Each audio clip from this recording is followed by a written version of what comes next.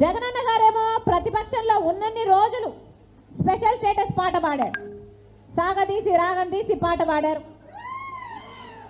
ఆ తర్వాత ఎన్నో నిరాహార దీక్షలు చేశారు. పోలవరం ప్రాజెక్టు స్పెషల్ స్టేటస్ మనకు ఎందుకు రాదు అని చంద్రబాబు గారిని నిలదీసి మొత్తం 25 మంది ఎంపీలను రాజీనామా చేపిద్దాం, మూకుమ్మడి రాజీనామాలు చేపిస్తే బీజేపీ ప్రభుత్వం ఎందుకు ఇవ్వదో చూద్దాము స్పెషల్ స్టేటస్ అన్నాడు ఆ రోజు జగనన్న గారు.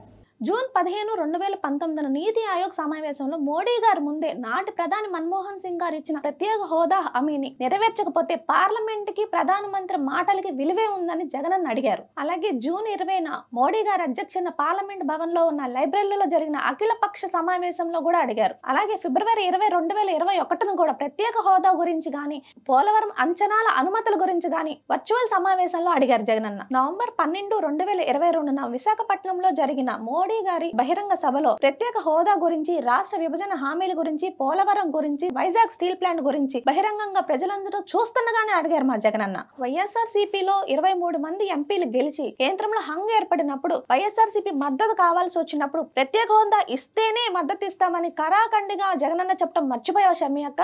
ఏది మాట్లాడినా ఏది అన్నా అన్నే కదా అని అనేస్తే మాలాంటి చెల్లెళ్ళు చెడుగుడు ఆడేస్తారమ్మా.